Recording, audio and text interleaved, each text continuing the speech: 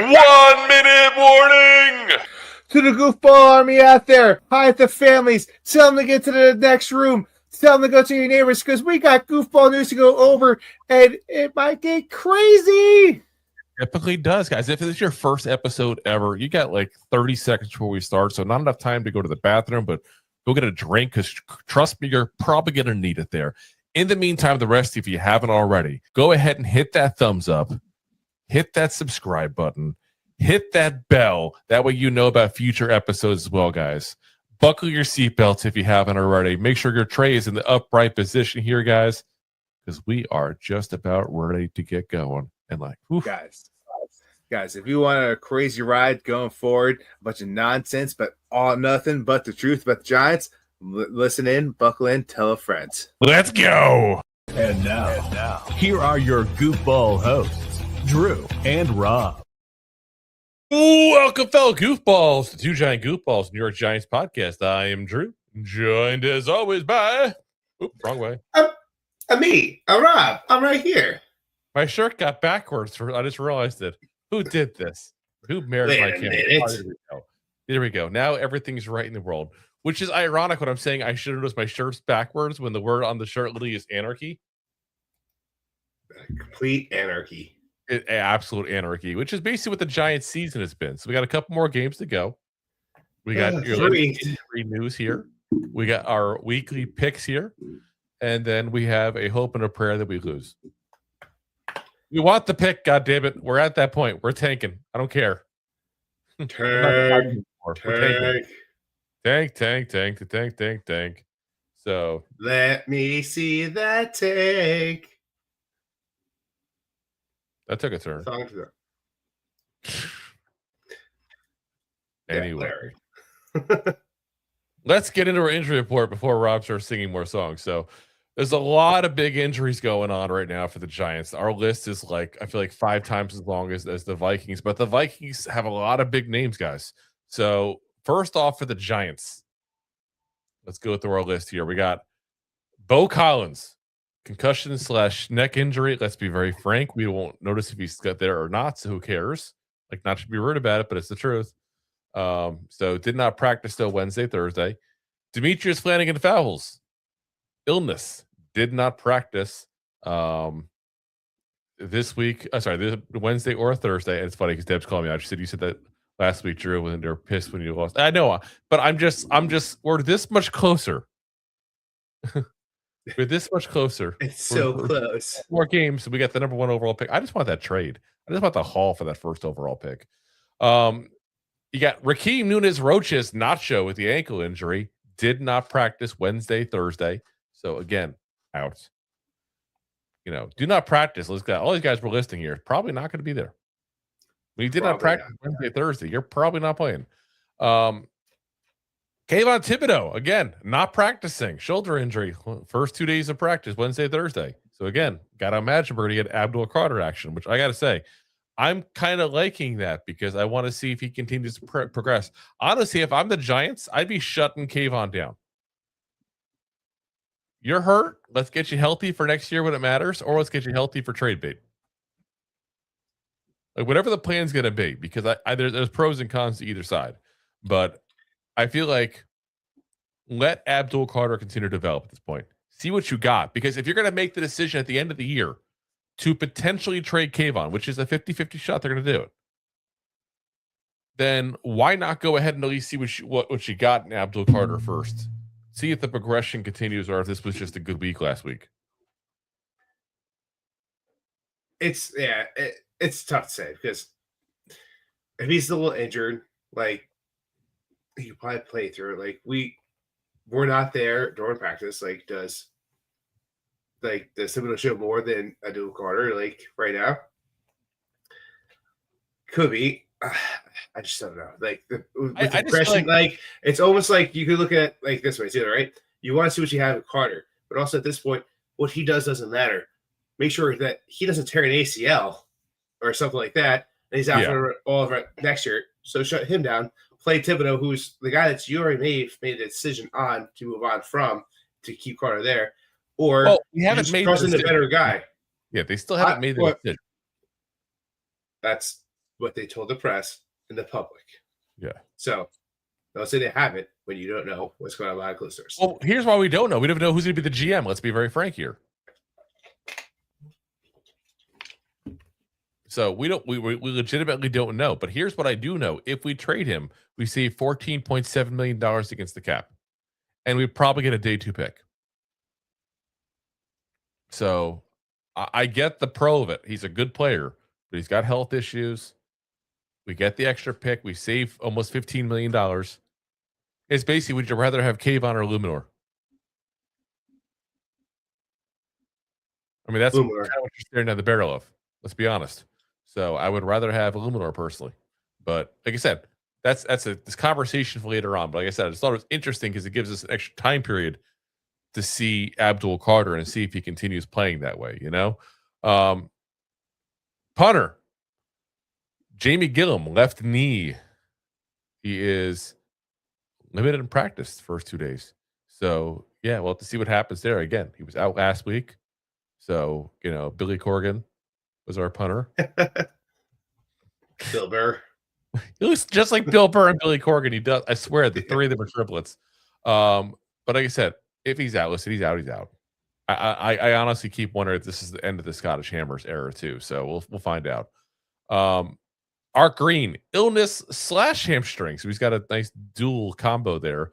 Limited participant on Wednesday, full participant on Thursday. That's a good thing. He's improving. Going from limited to full means progression. Dexter Lawrence, limited participant Wednesday, full participant Thursday. He was just resting. That's nothing issue, no illness, no injury, at least none that he'll admit.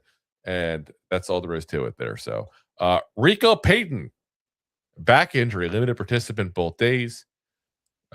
Drew Phillips, heel injury, limited participant both days. Joshua Azudu. Oh, yes, the Josh Azudu is on this injury report here. The Josh. Now, interesting enough, they have listed just an offensive lineman. I'm still curious what they do, because I do think they try to get him in at some point to a game just to see, kind of give him a chance to kind of showcase a little, even if they don't plan on re-signing him. But full participant both days from the calf injury. Hopefully they play him at guard if they play him. Evan Neal, hamstring issue. Full participant on Wednesday. Did not practice today on Thursday. Now, rumor is it's not even a hamstring issue that's keeping him out from practicing today. It was a back injury. They only listed the calf injury, but that's what I had heard. The grapevine is that it is a back injury. So we'll find out. It looks like he's got all injured all over the place there, basically. Gunnar Olszewski with the concussion, full participant Wednesday and Thursday, so he should be good to go. Tyler Newman did not practice on Thursday, but he is it's a non-injury related personal day he took at that point. So, again, the big ones that I expect not to play is Kayvon Thibodeau, Nacho, Demetrius Flanagan-Fowles, and Bo Collins. Those are the ones I don't think you're not going to see. And the only one I'm really going to miss that much is Kayvon. Yeah. Nacho, same thing. Listen, I don't dislike Nacho. I just don't think he's going to be on the team next year. And I think he unfortunately didn't live up to the contract. But it's just a story I like to see. But you get a chance to see Darius Alexander play more with him out. And again, right now, it's all about developing the rookies, developing the young players, and seeing what you got. So, on the Giants side, on the Viking side, sorry, Christian Darrisaw is a knee injury, did not practice Wednesday, Thursday. Now, rumor is they're about to shut him down for the year. He's been in and out of injuries all year long. Just hasn't been quite himself. Let's be honest. The Vikings, same as us, aren't going anywhere anytime soon. So, I can see why you would just shut him down, let him get healthy, and come back next year and hope he's the player he used to be, because he's a really good player. So, hopefully for his sake, he does get back to being healthy. Defensive lineman Javon Hargrave, we know him from his Eagles days, obviously former 49er as well, kind of winding down towards the end of his career there. Definitely not the same player he has been this year with the Vikings, but we're probably not going to see him. A thigh injury. He's been out Wednesday and Thursday. Ryan Kelly, their starting center, knee injury, did not practice on Wednesday, limited participant on Thursday, still questionable. We'll find. We have no way of knowing right now what's going on. But he's only played in 7 games this season. This has not been a very healthy season for him overall. So, Brian O'Neill, the right tackle, heel injury, did not practice Wednesday and limited participant on Thursday. Now, he's been dealing with a heel issue after having an MCL sprain earlier this year as well. So think about it. Both tackles and their center might all be out. Not good. Terrible. Not good if you want the number 1 overall pick. Just saying. 3 out of 5 offensive linemen. That's when the defense actually gets to the quarterback then. Plus, you got a young quarterback. Doesn't really know the clock yet, you know? Same as we see with Dart all the time, we say it. So, yeah, not a good thing if you want to lose like we do. So, you got backup tight end Gavin Bartholomew, who's got a back injury, limited participant on Wednesday, full participant on Thursday. So he's been dealing with a back injury all year long. So game time decision kind of scenario there. Austin Keys, their backup linebacker, ankle injury, limited participant both days. Jalen Naylor, the back injury, limited participant Wednesday, Thursday. He's a third receiver, so he's definitely a decent role in this offense, and I expect to see him based on what I'm seeing right now. But again, we'll see. Running back Ty Chandler, knee injury. Now, he's been on the IR. They're trying to get him off the IR. He's been a full participant Wednesday and Thursday. I expect him to be available if they choose to activate him on the roster. They already have 3 running backs they've been activating, so they're going to have to figure something out there. But, yeah, like I said, the big thing really, guys, is the offensive line for this Vikings. Like, Kayvon, don't get me wrong. I like Kayvon. I'm not saying Kayvon's not a loss, but you got Abdul Carter you can plug and play there, and you can make the case that his game last week was better than any game that Kayvon's had last year. So, yeah, that was definitely one of the take Burns out this year. That was probably the best play that the Giants seen at that position in 3 years. Yeah. So, you know, the big thing really, though, is the offensive line for the Vikings. I said 3 out of 5. That's pretty bad. Giants fans, we all know that feeling all too well. We've been dealing with that most years. Who would have thought our offensive line finally healthy, our offensive line finally good, and we still suck? Yeah. Woof. Yeah. So it is what it is. All right, guys. We're going to pay the bills real quick, and then we're going to get right into our Week 16 picks here with y'all. So hang on tight. Thanks for watching. Like the show? Of course you do, or you would have turned it off by now and not be hearing me. There are plenty of ways to support the show. YouTube is the best place to join us, and we offer memberships there with fun benefits like custom emojis and early access to video clips. Of course, there you can also send super chats and stickers to send one-time support payments. The best way to support the show is to buy these drunk idiots beers at buymeacoffee.com/2giantgoofballs. Along with one-time support payments, there are also monthly plans, so you can continue to help kill their livers each month. You can also show people that you are a goofball by visiting our store at 2giantgoofballs-shop.fourthwall.com. We got everything from shirts, hats, phone cases, funny candles, buttons, stickers, and even a 2 Giant Goofballs towel to dry off your goofballs. Of course, you can always support the show for free by simply hitting the like, subscribe, and share button wherever you are watching or listening to this. Hit the thumbs up on YouTube. Leave a 5-star review on Apple Podcasts. It helps the show tremendously, and quite frankly, the goofballs suck at marketing and need your help to get the word out. Thank you for being part of the Goofball Army and for taking the time out to support the show. All righty, guys. Let's get into our Week 16 picks. We're getting close. We're getting to the final countdown here, guys. We have the final countdown. And listen, it's still close. It's still close. So I'll let you guys know first off that surprisingly enough, somehow, I didn't expect this. Crazy. Somehow, because I'll have to review those points. The way it went down the last game, and I got a trifecta, we ended up tying last week. So I am still officially up by 8 points with 3 weeks to go. So we'll see what happens. It's still anybody's game, but this is the week I put it away. Oh yes, this is the week. Yeah, Usually when you start bragging and talking like that, it's when you get smacked. So I know. Thanks, Drew. I appreciate it. Give you a chance. I'm trying to give you a chance. I feel bad. Oh yeah, that's what it is. All right. So first off, the game that we got going on tonight, we got the Rams at the Seahawks, and the Seahawks definitely the surprise team this year. Like freaking just balling out. Both these teams compared to last year. Well, the Rams did pretty good last year, though. They were banged up last year. They were banged up. They had definitely more potential. But yes, you're right. Seahawks. I'm saying you didn't look at them as an okay team or a bad team. You go, okay, if they didn't get injured, they would have had a lot better season. The Seahawks, you didn't know what the hell you're getting. They got rid of their quarterback, get rid of their top receivers. I mean, coach. And then they forget the third receiver is now the best receiver in all of football. So it is what it is. But we got a 1.5 point spread towards the Rams in this. So the Seahawks are actually just a wee bit favored in this. We got a 42.5 over under. So we'll just do a real quick again because it's going on unless you're on live. And if the show, you're probably watching the game anyway, so you see what's going on. But I got the Seahawks to win. I got the Seahawks to cover. And I got the over on the points. Nice and simple. Nice and simple. Yeah. I thought Drew was a little silly for taking the Seahawks in this game. Wasn't a little silly. As much as I thought the Seahawks have been arguably the second best team in the NFC, maybe in all of football, and it's only behind the Rams.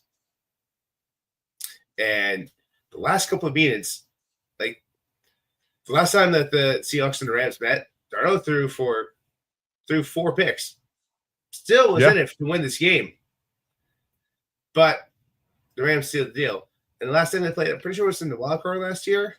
And, the Rams pantsed them. So I'm taking the Rams to win this, the Rams to cover. And I took the over because as much as both these teams have good defenses, these offenses know how to light it up. And they do go at each other. Yeah. So, yeah. Well, like I said, right, it's live going on right now. And so far, it's not a high scoring one. 2-minute warning. And the Rams are up 13-7 on the Seahawks. So still anybody's game. But when your over is at 42.5, so you need 43 to get the over. You're still sitting pretty with 20 points on the board. As of right now, I'll be a little under, but we'll find out. It's still early. You got left tackle Charles Cross out for the Seahawks. You got Devontae Adams, wide receiver, out for the Rams. So, and you got Puka Nacua dealing with things outside of football. Obviously, right now he's got a little trouble right now. So, we'll see what that affects him to this game here. So, next up, we got the Eagles at the Commanders. And it's a Saturday night football game. Yeah, Saturday night at 5 p.m. guys, 5 p.m. And Commanders are 6.5 point underdogs in this at home. Over under. Yes, I am doing this on purpose this time. I know you are. The over under is 44.5. Jaden Daniels, the quarterback's already been called out for the game, so he will not be there. On the Eagles side, Lane Johnson and Jalen Carter are both out for this game as well. So obviously this is a divisional matchup, their second matchup of the year. Eagles won last time 31-17. Wasn't exactly close, I think fair to say. And let's be honest, the Commanders haven't had a lot of close games in general. We gave them the game last week. Thank God we did. We gave them the game last week. So, it is what it is. And, now all of a sudden, the Eagles are starting to get a little hot here at the right time for themselves. They're a 3-game winning streak. So, we'll see what happens. But listen, it's a divisional matchup in our division. I hate the Eagles. I'm going to root for the Commanders long. I'm going to root for the Commanders all day long. But I can't see them winning this realistically. Eagles to win 6.5 points. Yeah, the Eagles can beat them by a touchdown. That's easy. So I'm going to pick the Eagles to win. I'm going to pick the over as well because, quite frankly, this Commanders defense is just freaking banged up to hell. And we saw what the Eagles did yesterday last week with the crappy Raiders defense. Not the same level, obviously, because Dan Quinn's a hell of a defensive coach there. But this team has been giving up some points lately. So I'm going Eagles over. Yeah, this was a tough one. Real tough one to figure out. The over-under. Because I agree with you. The Commanders have no dog in this race here. They're going to get shellacked. A lot of key injuries. The defense started off pretty hot, but the Eagles defense over the past 6 weeks have played pretty good football. And they've also played pretty bad offensively until you had a go ahead and get it right game against the worst team in the NFL since it's right now, the Raiders. The Raiders.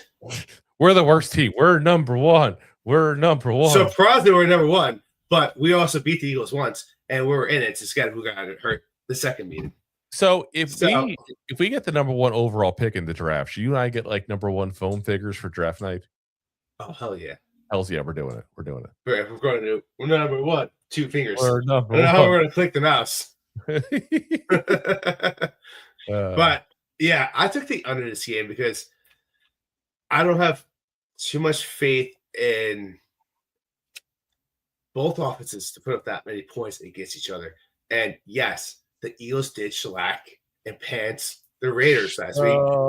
But they accumulated, 31 points last week? And that took them 3 weeks prior to get to 31 points.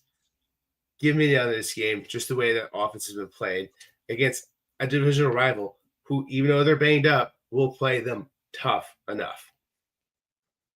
Yeah. So, talk about the next game. Segue.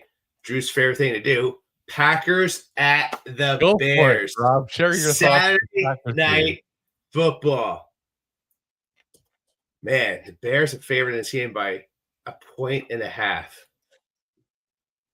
which actually means that the Packers are kind of favored. Usually it's 3-point favorites to the home team. So there you go, Drew. How about them apples? Over-unders at 46.5 points. It just came in like he was struggling this early this week if he was going to play or not. But Dunze is out for this game, who's been having a pretty good year. This is sophomore year. Josh Jacobs is questionable, but I assume he's going to play this game. Other key things: Micah Parsons ACL is not going to play this game. Micah Parsons is not going to play for quite a while. Yeah, well, I'm saying it's a key thing that a lot of people were looking at because he's very disruptive no matter who you play against. Yeah. But I think the way that the Bears offensive lineup against the Green Bay's defense, that they're better at stopping the run even without Parsons. And they were really good at last year with the same personnel. And I think that carries through. And it showed earlier in this year when Micah wasn't familiar with his defense. So I don't think Parsons being out is going to be as big as a thing as a lot of people were talking about. I think Kraft being out, which they lost 6 weeks ago, is more of key injury for this game because the Bears struggle against tight ends and cross routes, and your number one offensive player behind Love is not playing. So, yeah. It's a hard game to pick because the Bears are at home. Last time these guys met, the Packers won 27-20 in a game that went back and forth. Chicago also has covered the last 3 of those past 4 games when you're betting against them. So it should be a fun game statistically. You also have to look at Green Bay has struggled against on the road against its divisions. At times, and especially with all these key injuries. So give me the Packers because typically when these guys play each other, it goes to the turnover battle. And yes, Chicago Bears have been in the turnovers most of these years. I think the secondary for the Bears will get more for the Packers will get more turnovers. So give me the Packers to win this game. Give me the Packers to cover, obviously, and also give me the over because I do think this game is going to be a little loose and it's going to be back and forth. So, interesting stat. The Packers are 5-0 when you have to sleep on the couch. What's that? So the Packers are 5-0 when you have to sleep on the couch. Why's that? What? I don't know, just making up random BS stats now. But yeah, I'm going to go with the Packers to win with you. I'm with you on that. Packers to cover, and I'm going to go the over. You and I are on the same exact page in this one. Nice and simple game here. And it's also pretty much at the end of the day, Brett Favre. At the end of the day. At the end of the day, Brett Favre, Aaron Rodgers, and Jordan Love collectively, I think, lost 6 times to the Bears in the past 30 years. Yeah, I mean, they won the first matchup 27-20. So, I mean, yeah, it's you kind of expect the Packers have had their number, that's for sure. So, next up, we got a Sunday action finally now. So, we got the Chargers at the Cowboys here. And the Cowboys, by the way, if those haven't heard, eliminated officially from division title after the loss last week, like less than a 1% chance of making the playoffs. So they're now just basically the same boat we are, just a worse draft pick. Yeah. Trying to look at optimistically here. That being said, it takes a little air out of you there a little bit, kind of air to the tire when that happens. When you don't get a chance to go ahead and get to the playoffs anymore, you don't know what you're playing for anymore, really. I'm not a big fan, obviously, of the coaching staff they have. Kind of the only guy that would work with Jerry Jones was Schottenheimer, basically. I'm going to sit there and say that the Chargers win this one. I'm going to sit there and say that they, will not have a problem with the over-under because they're actually just 2.5 point favorite. That's not that crazy at that point. The over-under is 49.5. This is the craziest one for me. I don't feel confident in the over/under because I just don't know how much heart is still in it for the Cowboys now. I just don't know. It's like someone let all the oil out of their engine. It's just it happens when you are out of the playoffs and you've been fighting for the playoffs and all of a sudden you're out of it.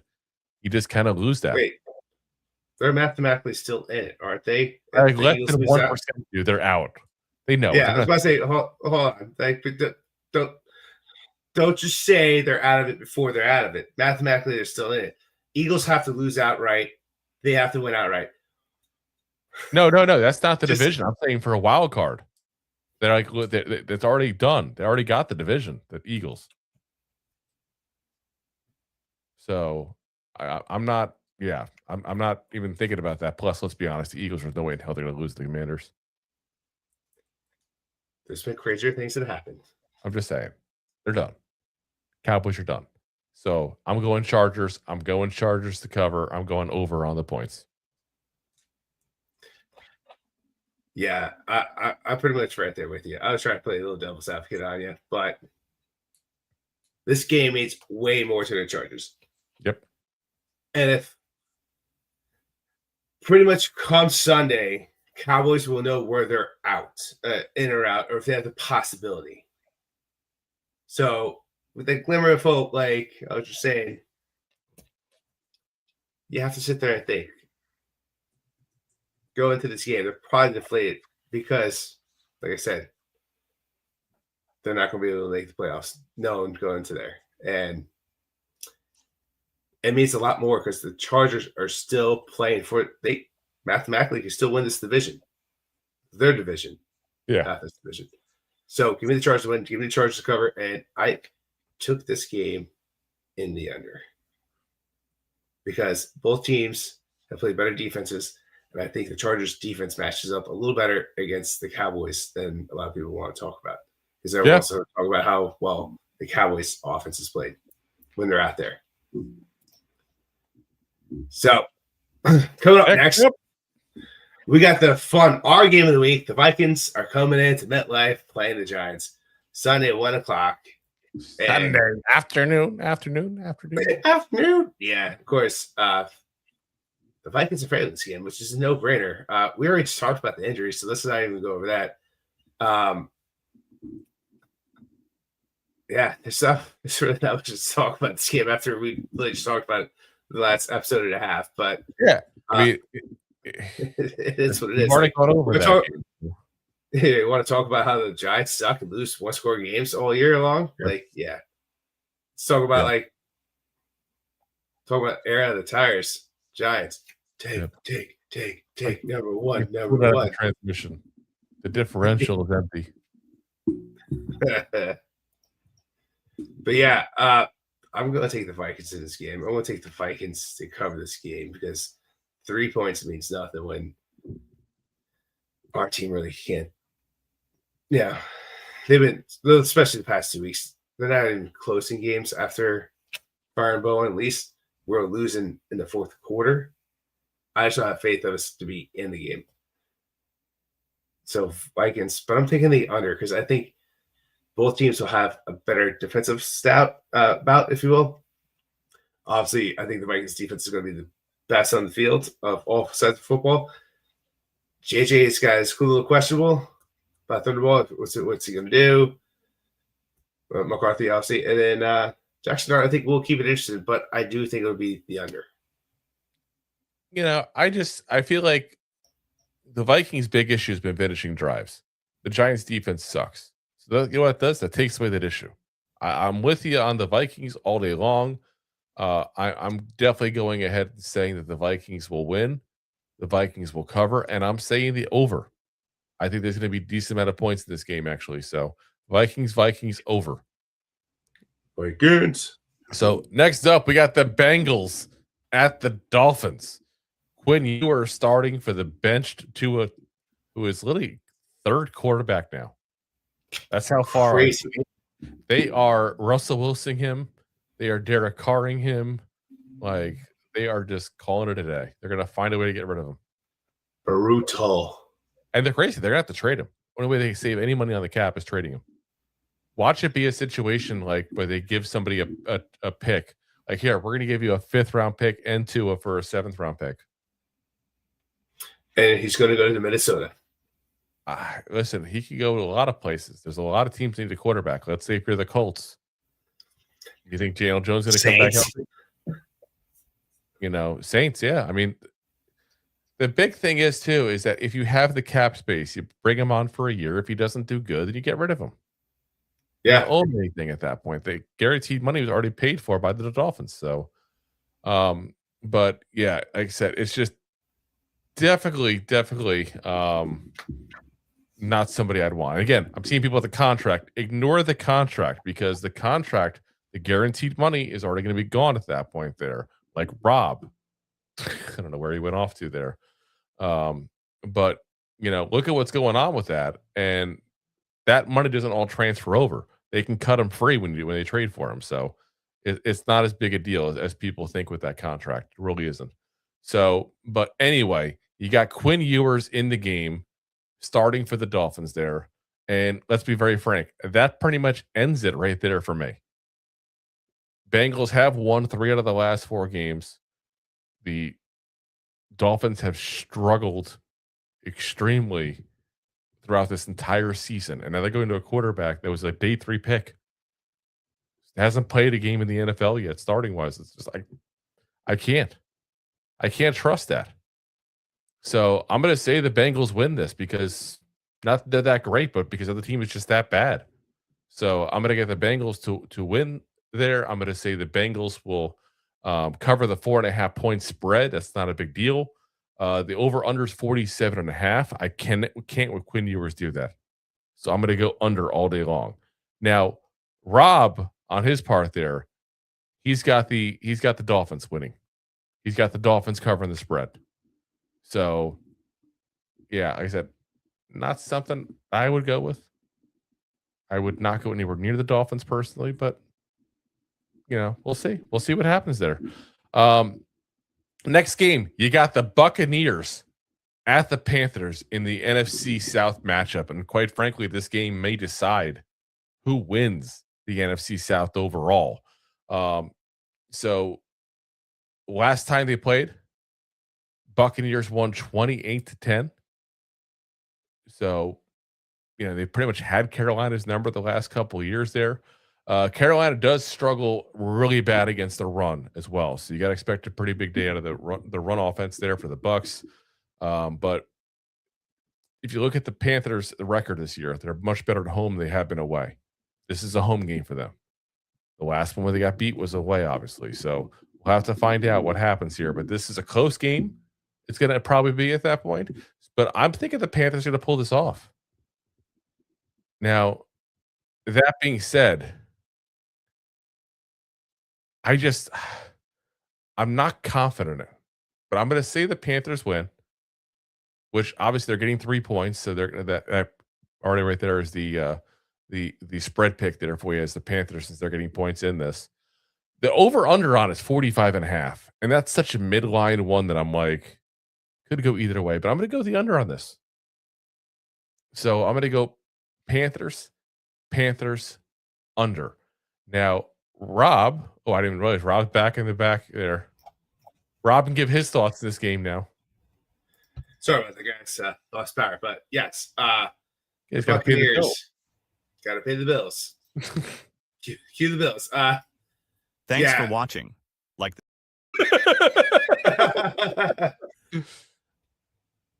This was a struggle. This is whoever wins this game is pretty much winning the South. Probably. But you got to, I mean, Baker Mayfield has not looked like himself. He started off the year really strong, but you got to give him respect. I think the Buccaneers pull out this game, but I think it's going to be a close game. Like, I do think the Panthers could play it close. Where actually, play it close. I do think it's going to go in the over there. So I'm going to go with the decide our week even. Like, you and I are so much different in this game. We've been mostly similar in a lot of these games here. There's a lot of key differences and big games that can go either way. I would not put money on this game. I would go to El Paso for this game. Yeah, definitely wouldn't go near it, but we got to do it. We always pick every game regardless. So, yeah. Well, since I lost you guys, the matchup everybody was interested in. Oh yeah, the Brown Bowl. Without the Browns, the Bowl of the Bees. Yeah. Well, the Browns are hosting the Bills. They should have a Super Bowl every year. Like, the two worst teams battle it out. The winner gets for the first overall pick. The crap bowl. The spread in this game is 10.5 points in favor to the Bills. You skip one. That's not the crap one. Oh, sorry. Other crap one. I did skip one. Yeah. All right. So we'll talk about the Saints hosting the Jets. Yes, everybody is truly interested in. Yeah, got it wrong. Sorry, guys. Game may ended a 0-0 tie. It wasn't for crappy defenses. Yeah. Woof. Saints are favored in this game by 4.5 points. Over-unders at 40.5. Yeah, that's not a lot to talk about this game. You got Fields who might be on the field. He might not be. Like, they're going to still let the rookie play. I don't know. Kamara is questionable for this game, which, if he plays, is probably going to be the key difference of a blowout. Which is not saying much. The Jets just looked really bad last week. Like, really horrible. Really bad. I mean, so bad they literally fired Steve Wilkes, the defensive coordinator, after the game. He pretty much came out in the press conference and said, that's not how my defense plays. And they said, that's not your defense. Get out of here. Like, it was crazy. It literally was like, that's not my defense. Yeah. Listen, he's had a lot of success elsewhere. He had success with San Francisco. He had success. He was a head coach, and obviously in Arizona, didn't get a fair shake there because of the Josh Rosen experiment. Was an interim head coach with the Carolina Panthers. I mean, the Panthers got better once he became the head coach. So, he's not a bad coach. I don't get it. Yeah, he's just been around a lot of bad talent. Yeah. This game, to me, like, the Saints have been playing better. You could argue that Chuck has proven that you should probably give him another year to see what you got in him. I don't think he's going to be a starter somewhere unless he's a long-term answer. But shucks. But he's been playing good enough and winning some games. Like, you put him in, they won a couple of games. And he could be your backup, maybe. I didn't say he was going to be a starter long term. But you can make the argument, is what I said. And it's saying that you can make the argument that you should give him a shot because he's still a rookie that's developing. And he started late. And he's played. Well, just saying, you can make the argument that he could be the starter next year Depending on what's going on with the coach staff, because everyone might get fired. Who knows? I think the best side of football is the Saints defense. So give me the Saints to win this game. Give me the Saints to cover this game.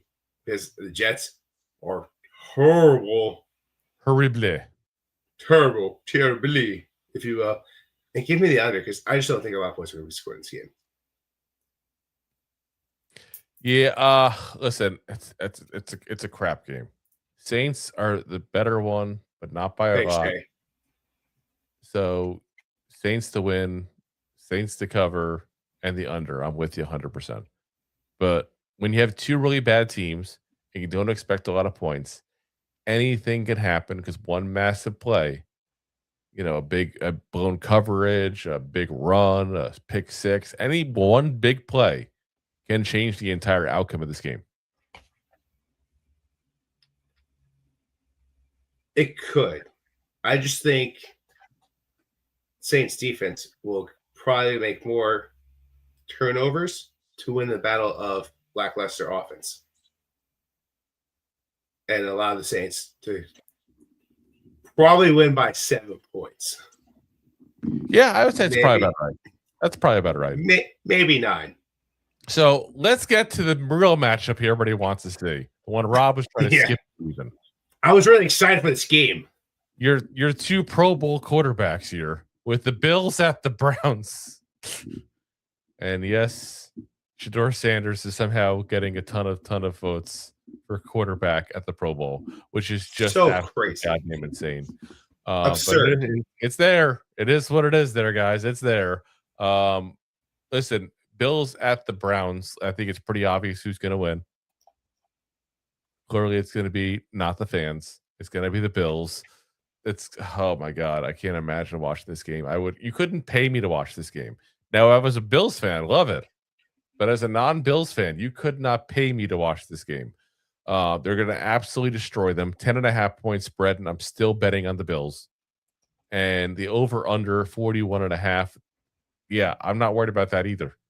That's pretty damn low. I agree with you. You can make this game 13.5. I would still take the Bills. And you might be able to juice it up to 14.5. I still might take the Bills. But yeah, give me this game in the under though. My God. I think it is just that for me, it's Shedeur at this point. I think he's just not good. Like he's just not there. Like I get it. People really want him to be, and I don't root against the kid. I got no beef against him. But when you end the game last week, here's his stats last week: 18 of 35, 51.4 completion percentage, 177 yards and 3 touchdowns. 3 interceptions. Daniel Jones? It's not that good. For this season, his completion percentage is 52.2. 5 interceptions. 5 touchdowns, 6 interceptions. Not that great, guys. No. So, I get it. There's people that like him and people want him to succeed. I got nothing against him.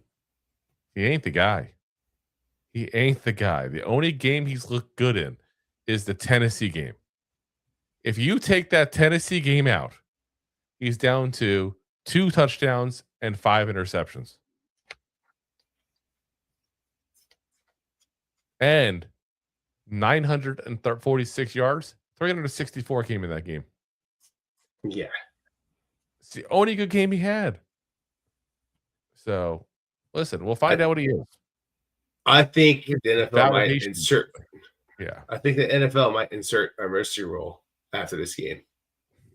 I think the NFL might insert sorry fans don't get to vote on quarterbacks anymore. Yeah. During the AFC put 2 Ravens quarterbacks in a couple years ago with Lamar Jackson. Oh, that was. They can't talk. Yeah. Terrible thinking. All right. Let's move on. Let's talk about another crap bowl game. We got the Chiefs going into the Titans. Talk about the Titans. Remember those Titans? I remember They're playing at 1 o'clock. They're playing at 1 o'clock. The crazy thing is the Titans are +3 in this game. That's it. With the over-under at 37.5 points. Obviously, everyone knows by now Mahomes tore his ACL. He's out for the year. They're starting with Gardner Minshew. Yes, the Minshew. The Minshew experience is coming back. The porn stash himself is coming back. Wait. The porn stash himself is coming back. Yeah. This game's it's hard to pick. No, it's not. Chiefs are going to win. I think the Titans have more to prove in this game than the Chiefs. You have a team that's made playoffs for the past 10 years, and for the first time, they're eliminated from the playoffs. That team's just defeated, deflated, don't care. You have this young team, which probably doesn't have this head coach next year, but who needs to start making a mark, and they started playing better football over the past month. Not saying great football, better football. I do think the Chiefs win this game. I also think the Titans play a close enough game in the under just to keep it, because it's not that I have faith in the Titans to win this game. It's more of the trust of the deflation of the Chiefs not to go out there and put it all into it, and them looking at the future of next season, a year, unless it's one that's like a rookie or someone that's not a veteran.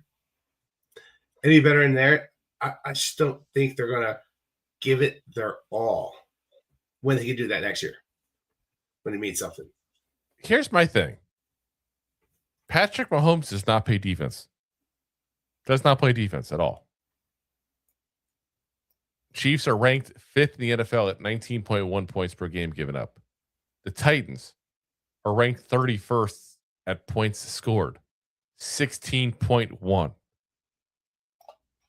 So you're telling me top 5 defense facing an offense that literally scores a field goal less than their average. They're going to shut down this Titans offense.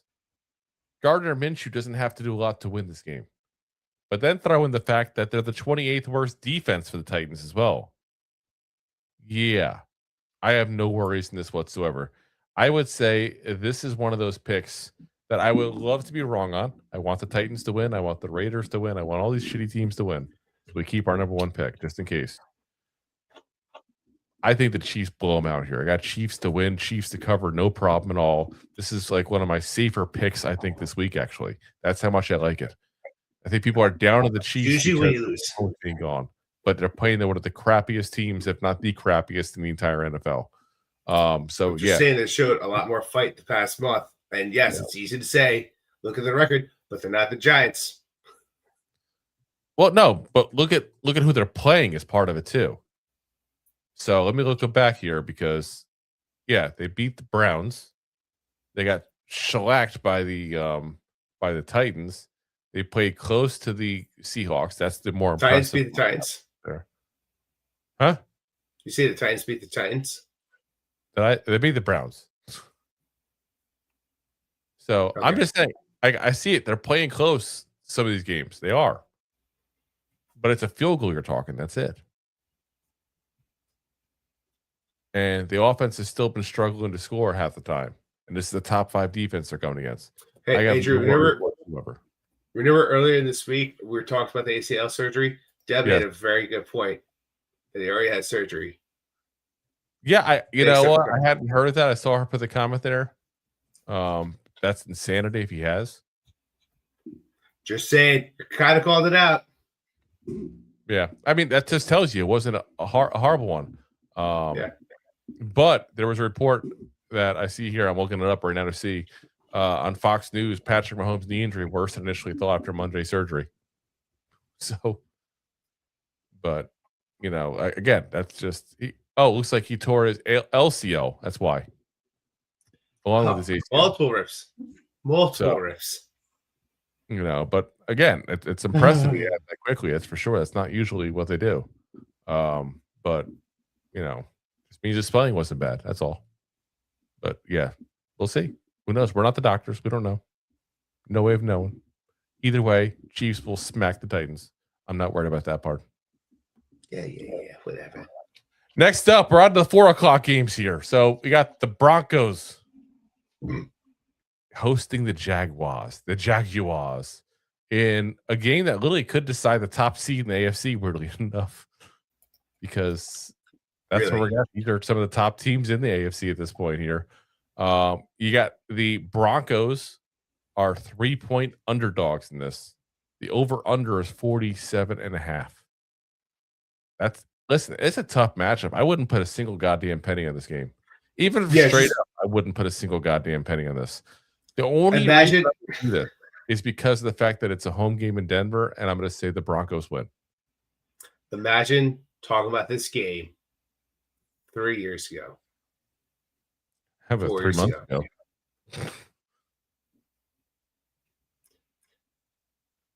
3 months ago, I probably would have made the same decision. I'm just saying, like 3 months ago, you wouldn't say this is that important of a game.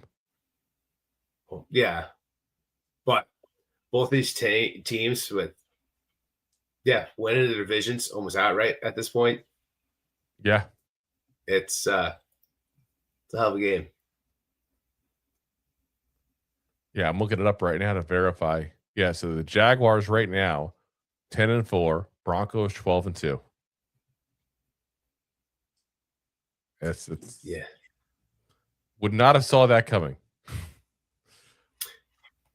It's almost like if the Broncos win this game, they seal, not 100% yet, but they seal that AFC West. So yeah, they're 12-2. Next one is the Chargers at 10-4. The Jaguars though are much closer right now, with the Jaguars 10-4 and the Texans are 9-5. Which is amazing because didn't the Texans start off 1-5? They've won 6 games in a row. They started 3-5. But you know what? The Jaguars also won 5 in a row. Here's a crazier one for you. The Broncos have won 11 in a row. All these win streaks. As Giants fans, we have no clue what that's like. It's like the opposite of a lose streak. Yeah. We know what that's like. Those streaks are easy. We go for the easy targets. Apparently. But yeah, like I said, absolutely going to be a fun game to watch. I think this is a game that I would watch all day long, and I might, watch it at 4:00 there. That game will be on as I talk about the Giants game. So if I get distracted, I apologize. But I'll also talk about the game during the podcast. Drew will be taking care of his wife. But the Broncos defense has gotten better as the year's gone on. They're undefeated at home. Like I said, I'm going all day long for the Broncos. Broncos to win. Broncos to cover the 3-point spread. And I'm going to say surprisingly enough, I'm going to say the under. I know like you expect a matchup between two really good teams to be a potential scoring event. Both of them are really good defenses, and the defenses are the strong suit. So Broncos under. Yeah. Week 4, I pretty much talked about both these teams having top 5 defense, and both teams start off at the gate hot. Like Hans. So hot, that Hans. He's so hot. But mid-season, the Jaguars kind of like tapered off. They lost a couple in a row. The defense didn't really look good. They got a little injured. They came back and 5 in a row. Like beating some good teams, playing some good football. Especially last week. Granted, it was the Jets. Like that defense looked pretty damn good. And Trevor Lawrence looked like a damn good quarterback. Yes. Which is amazing. Like he was a volumizing per plus that day. Yes. His hair had no static, but volume. He had a little bit of helmet hair, but not too bad. He just had to shake it off. Maybe he was made with it. But I do agree with you. This game is probably going to be won by the defense. Whoever's going to win this game. And I think it's the opposite. I think the Jags go into a mile high. And Trevor Lawrence is, he's newer to the league, but he's a veteran compared to Bo Nix. Oh, is he just newer to the league still at this point? I feel like he's played for like 6 years now, right? It feels like I want to say 4 or 5. It feels like he's been playing forever. Well, that's easy to say. Okay, this is year 5. I don't know why I feel like he's played even longer, but still, he's settled in now. Yeah, that's what I'm saying. Like, so he's the veteran compared to Bo Nix. I think he comes into Mile High and he's able to orchestrate that offense to just get around and win some of those games. Because get around. I get around. So give me the Jags to win, cover, and take it in the under. I said, hey, oh, what the hell? Hey, take it in the under, hey. Oh, whoa, take it in the under. Let's go. Right, let's go into the next game. Next Sunday at 4:05. Sunday. You got the Cardinals. Sunday. 4:05. You got the Cardinals hosting the Falcons. The Kirk Cousins Falcons. Yeah, Cardinals are +3 in this game, being at home with the over-under at 48.5 points. The Cardinals have been a very upsetting team this year. Granted, the Falcons have also had their ups and downs all year long with their rookie quarterback, semi-rookie quarterback, if you will, sophomore-year quarterback. They also won some games with the backup quarterback, and the Mr. Trusted, Mr. Average, do enough, Kirk Cousins. And guess what? This game's not prime time. It's not even the game of the week. He's at the 4:05. There's not the pressure on Kirk Cousins in this game. Giddy up, 4:05. Yeah, the over on this game is 48.5 points that you get out there. Yes, these are two inconsistent teams. The Cardinals have won games early this year with backup play, commentary not there, but their defense stepping up. And that defense is not playing good football while their offensive line has been banged up the past month. Meanwhile, the Falcons, I mean, they've just been a roller coaster, up and downs, wins, losses, can they do this, that. The biggest question if they're going to win is probably if Drake London plays, but he also didn't play last week, and they had a pretty big divisional win last week. Yeah, they did. So give me the Falcons to win this game. Give me the Cards to cover this game. Because if they're favorites at home, I think it's a close game. This is another game where I don't want to bet because both these teams just play too inconsistent football. Yeah, this was definitely a game I wouldn't put money on. Yeah, and then the over-under is sitting at 48.5 points. I don't know if I trust their defenses more or the lack of faith in both offenses to put up points like that. Give me the under. Especially with Drake London being questionable. I honestly think I agree with a lot of what you're saying, but I think the Cardinals should just win outright. I'm on the under with you. Obviously, the spread pick, I got the Cardinals. I think the Cardinals win this game outright. If you look at what the Falcons have done recently, okay, they had the big win, obviously, against the Bucs. Congrats to them. It's a big win for them. That's like us beating the Eagles, basically. I get it. I don't want to disrespect that. They lost to the Seahawks in the Battle of the Birds horrendously, 37-9. They lost to the Jets the week before that, 27-24. Is that the game where Penix got injured? And same with Drake London? I believe it is. I'm just saying they lost to the Jets, though, still. I don't care who you lose. That's not an excuse when you play the Jets. So I don't know. I have troubles with accepting this team with Kirk Cousins, I think, is the problem. It's my own thing. I get it. But I just haven't seen great from him lately. He's not Kirk Cousins of 5 years ago. He's Kirk Cousins that's barely able to stand up and play at this point. That's just what it is. His gold chain weighs him down. He's collected a paycheck, and I'm not hating on the guy. But, I think the big thing is Arizona does struggle against the run. If they lose, that's probably what's going to happen, is that they give up too many rushing yards. But, again, that Falcons offense is whole inconsistent, especially in the passing game. And again, being that it's in Arizona, I'm going to say the Cardinals are going to win this. And not just because I want all the crappy teams to win this week and next week and the week after. Yeah. Well, the Falcons are also a crappy team, too. I get it, but the Cardinals, if I remember correctly, are much, much higher on there. Let's see where they at Tankathon here. Tankathon. They're not much higher. Let's see. Falcons right now are number 10, but their pick already went to the Rams. But the Cardinals are number 6 right now. There are only 3 wins. So, yeah, I want them to win. I want the Raiders to win. I want the Titans to win. I want them all to win. Come on, Jets. Come on, Browns. You guys got this. But next up after that, we have the Raiders. Talked about the Raiders there. Raiders are going to Houston to play the Texans.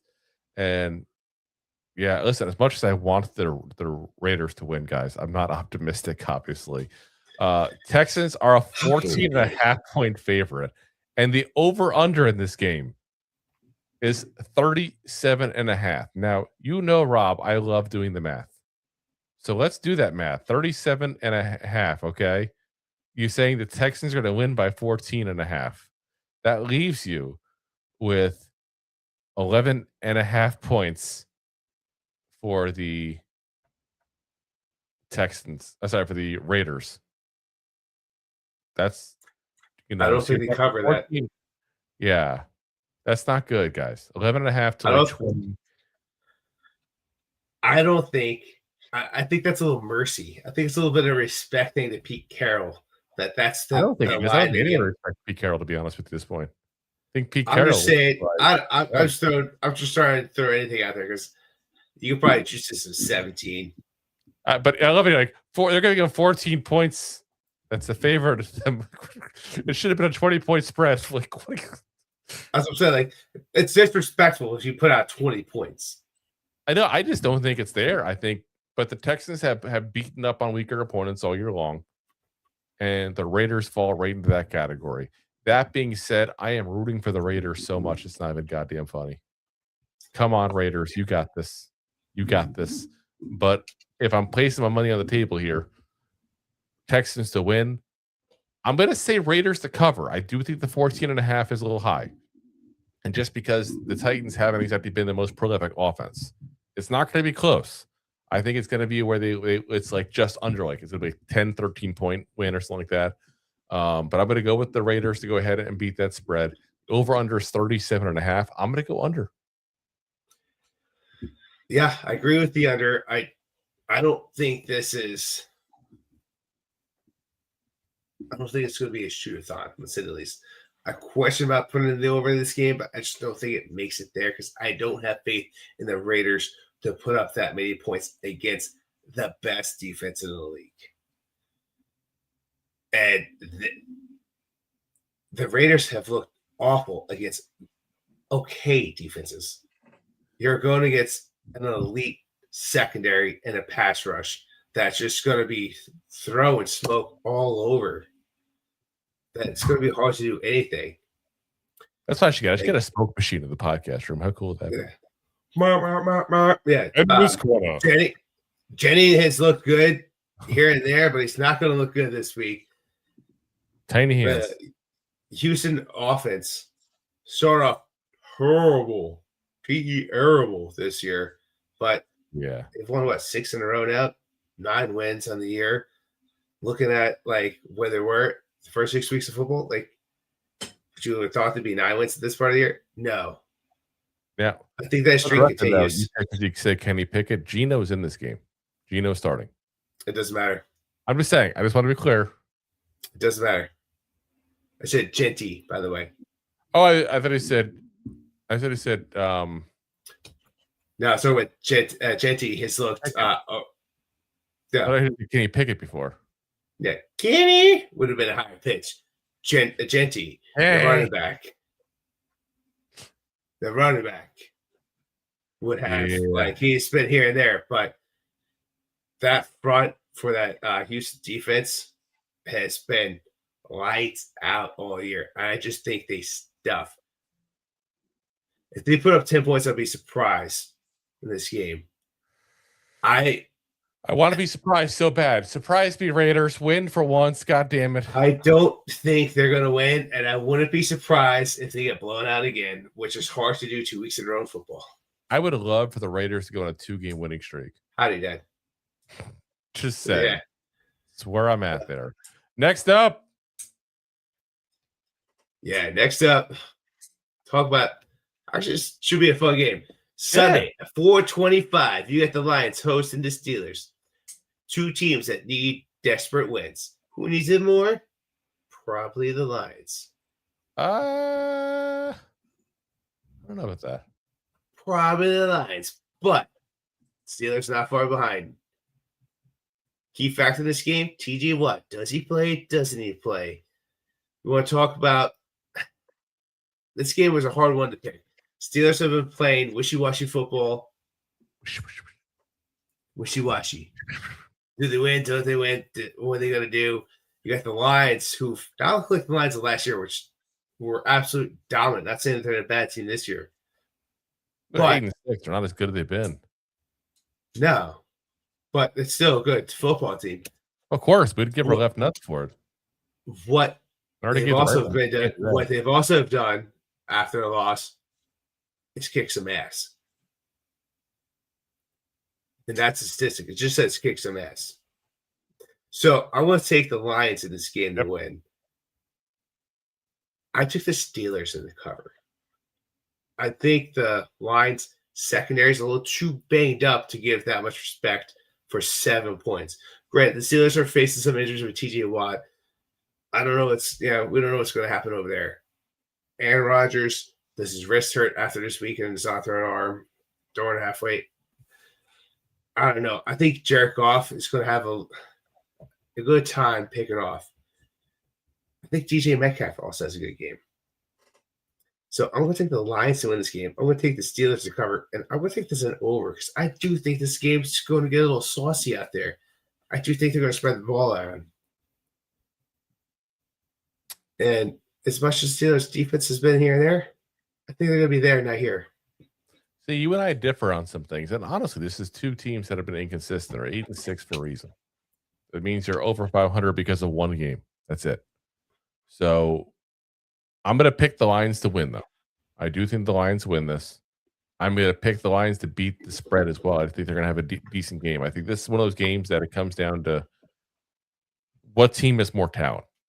And in the end, the Lions do have more talent than the Steelers do right now.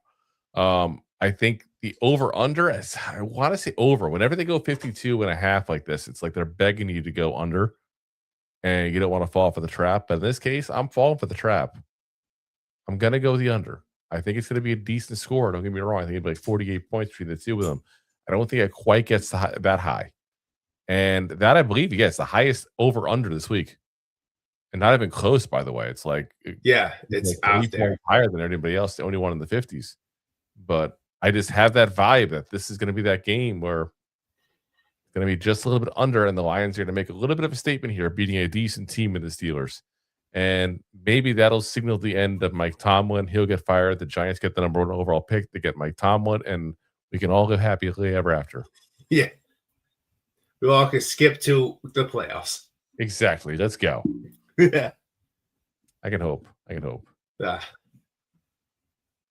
Yeah. So next up, we got the Patriots at the Ravens. Got a lot of good games here, guys. And this is definitely another one here.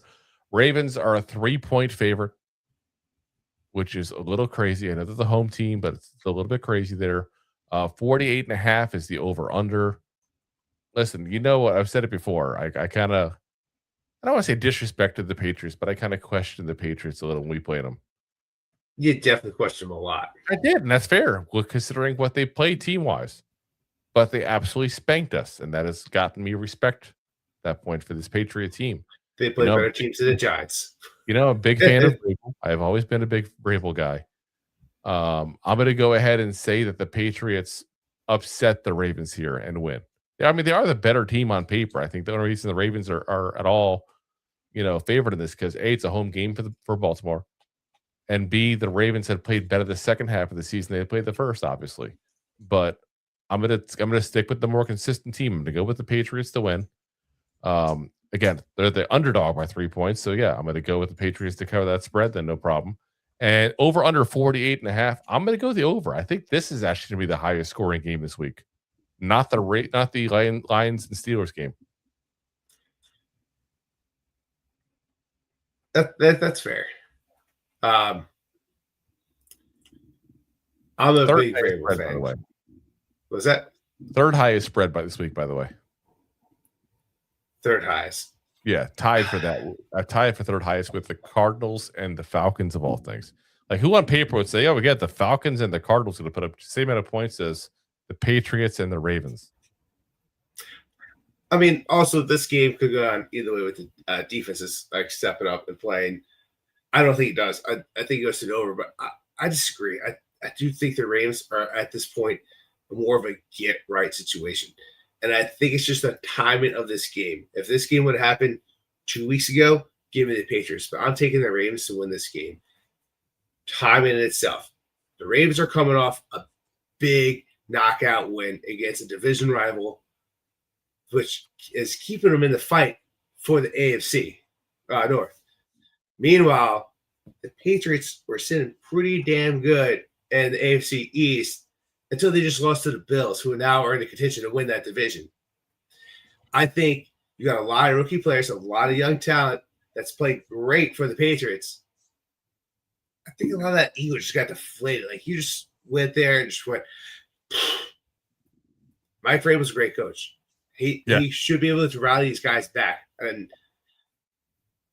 But is he able to get over that hump of like that bad loss? And do they win? Do they bounce back and win, or do they come up with a loss? Or do you take the veteran Harbaugh as a coach with that team, with that veteran players who've been to the playoffs many times, who've also, since week 15 on, Lamar Jackson is one of the top winningest quarterbacks in the NFL.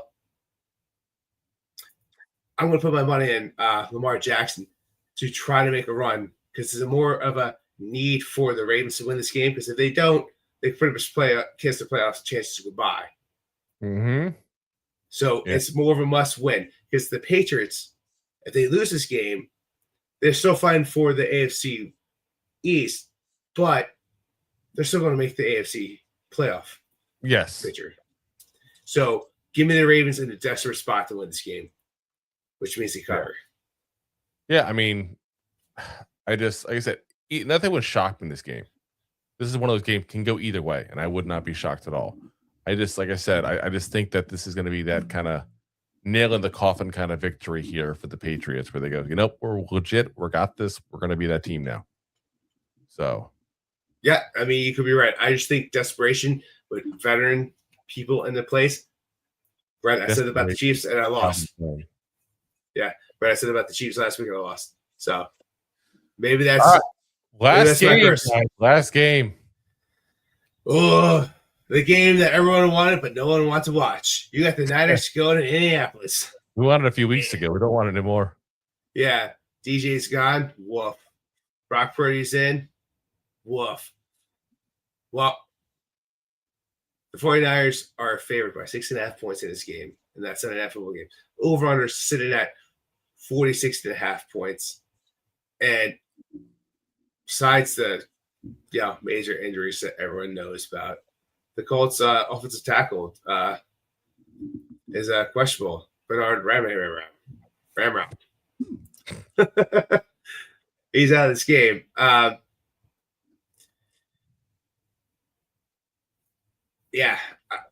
went back and forth. Although I'm a Giants fan, I do like to watch some talent. A lot of fantasy football, a lot of this and that. Phil Rivers had a long legacy of being not the best quarterback, but quarterback that always puts up numbers and plays close games. That was 10 years ago. He is now old, and everyone wants to talk about the touchdown he threw, but everybody wants to talk about his health insurance. Yeah. Because by retiring, he's got 5 more years of health insurance now for his family and all 10 kids. Yes, 10 kids. Yep. He's created his own He looks like he carried half of them with the weight he's put on. Yeah. He also threw 121 yards last week. He did not look good. Knock it all you want, but that Colts game was a lot closer than people expected. I didn't say it was going to be terrible, but yeah. No, but I'm just saying, everybody had them, they were a 12-point underdog in that game. They lost by 2 points to the Seahawks. Yeah, and but Phil Rivers was also the only person to throw a touchdown in that game. Everything else is a field goal. Yeah, I'm just saying, like that's something at least there. And the Colts are still 8-6, guys. They win the next couple of games here. You never know.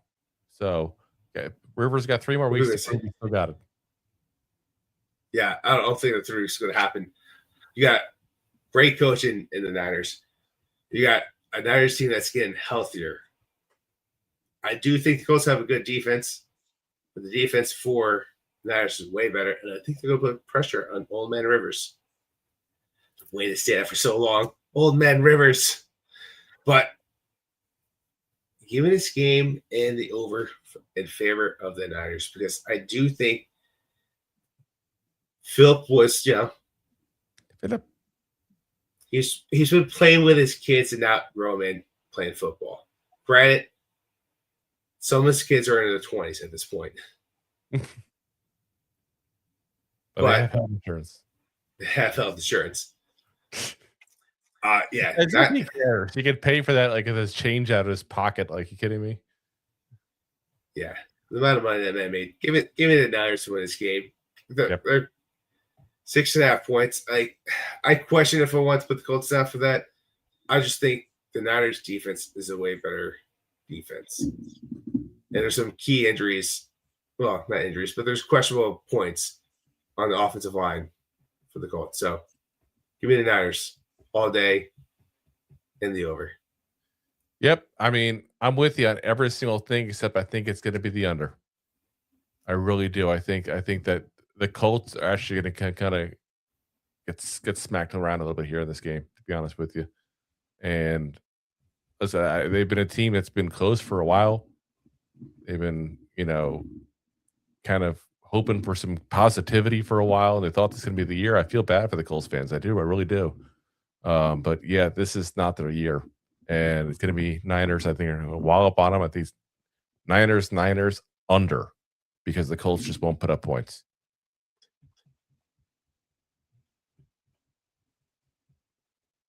Maybe. We'll find out. We'll find out. But again, we'll see.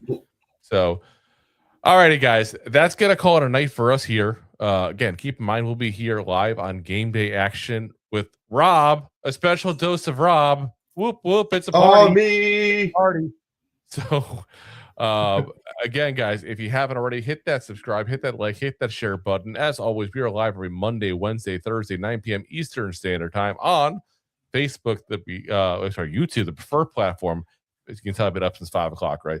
Facebook, YouTube, Twitter/X, Twitch, all those things, and Rob's favorite, I guess, too, LinkedIn. LinkedIn, bro. I just want to go to bed. We're on it today, also on all the audio podcast platforms: Apple, Spotify, iHeartRadio, Pandora, all the big ones there. Now, again, I know I said a minute ago I want to go to bed, but hurry up, I gotta go. But I'm going to put in the comments section, because I know Rob's still debating if he's going to be on, but I'm going to be on a Vikings podcast right after this. So if any of our regulars want to hop in there as well, I'm putting the link in the chat to the channel. So if you're on Facebook, YouTube, or Twitch, you'll see it. Though Facebook likes to kick them out afterwards. We'll find out what they do. But again, guys, we'll see you guys next time. Enjoy your dose of Rob on Sunday, as I'll be, staying off the couch and celebrating my wife's birthday. And I'll see you guys on Monday. Rob will see you guys on Sunday. Appreciate you guys supporting, watching, and listening, as always. And as always, Giant fans, go G-Man! Go G-Man! G-Man! Thanks for listening to Two Giant Goofballs, a New York Giants podcast. We appreciate your support. Thanks so much. Please, I'm begging you. Please subscribe.